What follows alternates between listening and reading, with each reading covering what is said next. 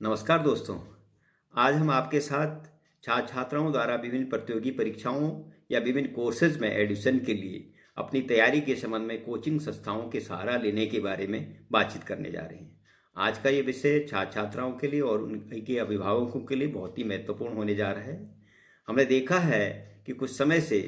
किसी भी प्रतियोगी परीक्षाओं के लिए या किसी कोर्सेज के लिए वहाँ पे एडमिशन लेने के लिए छात्राओं की संख्या में काफ़ी आशातीत वृद्धि हुई है। ऐसी स्थिति में जो है किसी छात्रा के द्वारा किसी कोर्स में एडमिशन लेना या किसी प्रतियोगी परीक्षा में सफल होना उनके लिए एक सपना जैसा होता है और अभिभावक भी उनके सपनों को पूरा करने के लिए पूरा अपनी तरफ से प्रयास करते हैं, सहयोग करते हैं। आज इसी बात पे हम आपसे चर्चा करेंगे कि कोचिंग संस्थानों का भी आप चयन करते समय किन किन बातों का ध्यान रखेंगे और कैसे अपने आप को जो है गलत कोचिंग संस्थाओं से आप अपने आप को बचा पाएंगे, इसके बारे में आप आपसे चर्चा करेंगे। कोचिंग संस्थाओं के बारे में बातचीत करने से पहले हमें ये जान लेना आवश्यक है कि बच्चों को कोचिंग वास्तव में दी क्यों जाए, कब बच्चों को कोचिंग दी जाए, किन बच्चों को कोचिंग दी जाए, कौन इन बच्चों को कोचिंग देंगे, कोचिंग देने का तरीका क्या होगा और किन संस्थाओं में कहाँ कहाँ इन बच्चों को कोचिंग दी जाए। इस पे बातचीत करने से पहले एक ओवरव्यू कोचिंग संस्थाओं के बारे में लिया जाए। हमने देखा है कि पिछले 30-35 वर्ष पहले कुछ बिरले ही कोचिंग संस्थान हुआ करते थे और जहाँ कोचिंग की बात आती है केवल कमज़ोर छात्राओं के लिए ही, जिन विषयों में वो कमजोरी महसूस होती थी उनके लिए स्पेशल क्लासेस का व्यवस्था की जाती थी।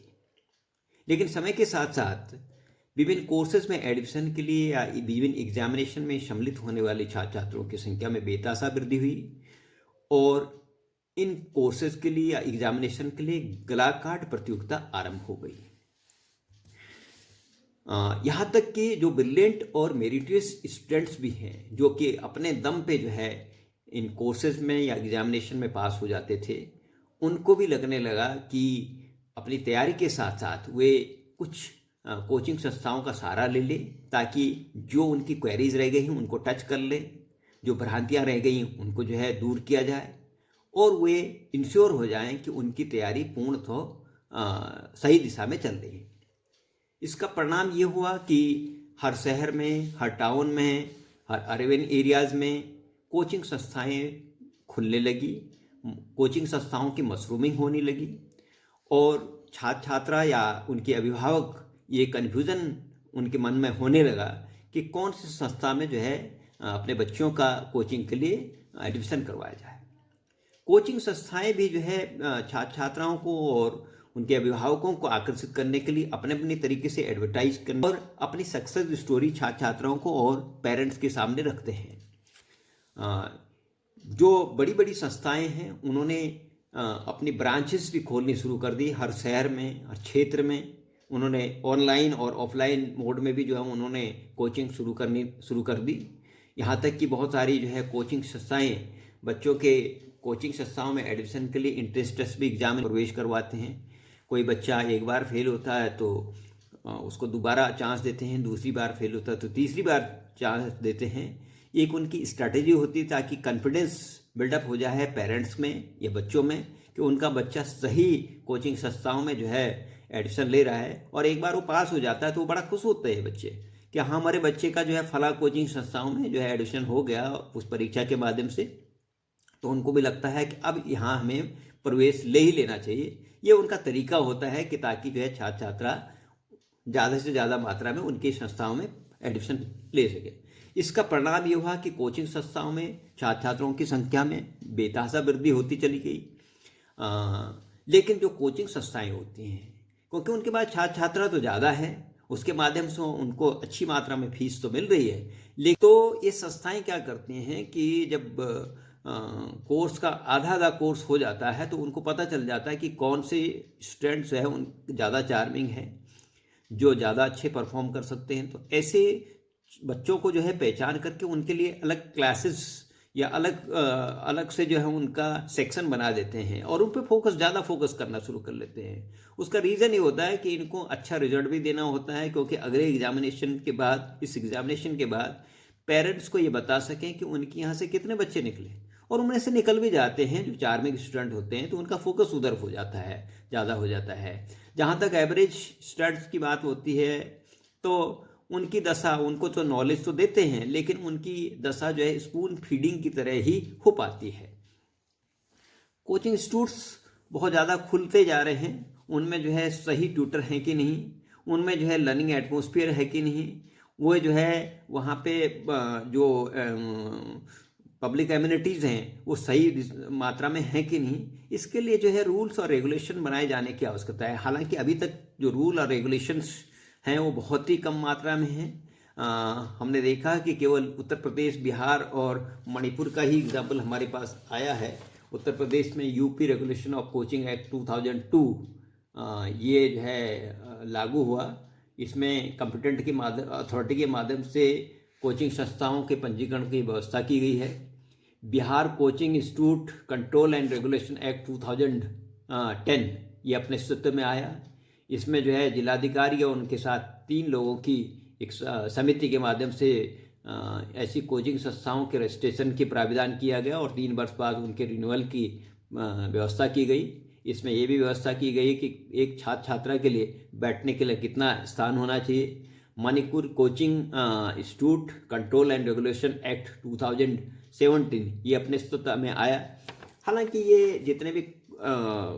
एक्ट हैं इनमें बहुत ज़्यादा इसके बारे में नहीं है कि कोचिंग संस्थाओं को किस किस चीज़ का ध्यान रखना चाहिए, लेकिन कोचिंग संस्थाओं के रेगुलेशन के लिए एक स्ट्रिक्ट रूल्स बनाए जाने की आवश्यकता है। अब हम बात करेंगे उस तरफ जहां पेरेंट्स को ध्यान देना चाहिए कि उनको जो है अपने बच्चों के एडमिशन से पहले किन किन चीज़ों का ध्यान रखना है। सबसे पहले तो ये देख लें कि आपके बच्चे या बच्चों को स्वयं भी उनकी चॉइस क्या है, वो किस दिशा में उनका इंटरेस्ट जागृत हो रहा है, और जहां अगर उनका इंटरेस्ट जागृत हो रहा है उसमें बच्चे की स्ट्रेंथ क्या है, उसकी जो है कुशलता क्या है, क्या क्षमता बच्चे के अंदर है। अगर उसके अंदर क्षमता है तो उसको पहचानने के बाद ही आपको डिसीजन लेना है कि ये बच्चा जो है इस कोर्स के लिए इसको कोचिंग के लिए एडमिशन दिलाया जाए। ये भी ध्यान देना चाहिए कि कोचिंग में बच्चे को भेजने से पहले बच्चा ये देख ले कि जिस एग्जामिनेशन की वो कोचिंग कर रहे हैं, जिस कोर्स के लिए वो कोचिंग कर रहे हैं, उसका पाठ्यक्रम क्या है, चीज़ें पाठ्यक्रम में जो है सम्मिलित की गई हैं, उनका एक बार जो है घर में पूरे तरीके से अध्ययन कर लें, को बेसिक का अध्ययन कर लें। क्योंकि अगर आप सोचेंगे कि आपको कुछ जानकारी नहीं है उस कोर्स की और सीधे जो है कोचिंग संस्थाओं में चले जाएंगे तो आपकी स्थिति तो केवल बेसिक की जानकारी लेने जैसी हो जाएगी। लेकिन अगर बेसिक की जानकारी 5-6 महीने आपने तैयार कर लिया या 1 साल से तैयारी कर ली, तो उसके बाद अगर आप कोचिंग संस्थाओं का जो है रुख करते हैं तो उससे क्या होगा कि आप वहाँ पे अपनी क्वेरीज को के बारे में जानकारी लेते रहेंगे, क्योंकि बेसिक तो आपको जानकारी है, आपको लगेगा ये मुझे जानकारी, इसके आगे मुझे और क्या चीज़ें पूछना है। तो ये सब चीज़ें जो है आपको ध्यान देने की आवश्यकता है। कोचिंग संस्थाओं के बारे में सोचने से पहले ये देख लें कि कोचिंग संस्था की रेपुटेशन क्या है, वहाँ से जो है कितने बच्चे निकले हैं, वहाँ पढ़ाई का माहौल क्या है, ये भी देख लें कि वहाँ पे जो है ट्यूटर्स कितने जो है सक्षम है, और सक्षम के साथ साथ वो अवेलेबल है कि नहीं। कभी कभी क्या करते हैं कि वे ट्यूटर तो दिखा देते हैं कि बहुत बड़े बड़े ट्यूटर पढ़ा रहे हैं, लेकिन किसी दूसरी ब्रांच में पढ़ा रहे हैं, जिस ब्रांच में आज आप अपने बच्चे की जो है कोचिंग करवा रहे हैं उस ब्रांच में तो वो ट्यूटर है ही नहीं, लेकिन उसके नाम से आपने एडमिशन करवा दिया। तो इसके लिए ब्रांच इंस्टीट्यूट के बारे में भी आप सावधानी बरतें। इसके साथ साथ ये भी देख लें कि वहाँ कोचिंग संस्था का फीस स्ट्रक्चर क्या है, क्योंकि कभी कभी हिडन फीस के रूप में भी जो है उनका साथ कोचिंग का ड्यूरेशन भी पता कर ले। क्योंकि ऐसा है कि आपको बताया कि 10 महीने का जो है कोचिंग करना है, उन्होंने 6 महीने का कर दिया या 8 महीने का कर दिया या छुट्टियाँ ज़्यादा कर दी, तो उसमें बच्चे का जो है पूरा लाभ तो मिला नहीं। और मैं तो ये कहूँगा कि कोचिंग संस्था में सम्मिलित होने से पहले बच्चे या एडमिशन लेने से पहले बच्चे एक डेमो क्लासेस जरूर ले लें। डेमो क्लास भी ऐसी हो कि जो रेगुलर बच्चे वहाँ पढ़ रहे हों उनके साथ पढ़ लें। उससे क्या होगा, लेकिन अगर केवल नए बच्चों के लिए डेमो क्लासेस देंगे तो वो जो है एक दिखावटी तौर पे बहुत अच्छी क्लास तो दिखा देंगे, लेकिन बाद में क्या होता है आप भी जानते हैं कि उसमें जो है वो चीज़ तो नज़र नहीं आती। तो ये सब चीज़ें देखने की आवश्यकता है। साथ साथ जो है एडमिशन लेने से पहले जो है जो पुराने बच्चे वहाँ पे पढ़ रहे हैं उनसे भी जो है आप एक फीडबैक ले लें, क्योंकि पुराने बच्चे खुल करके अपनी बात कहते हैं कि ये संस्था आपके लिए सही है कि नहीं।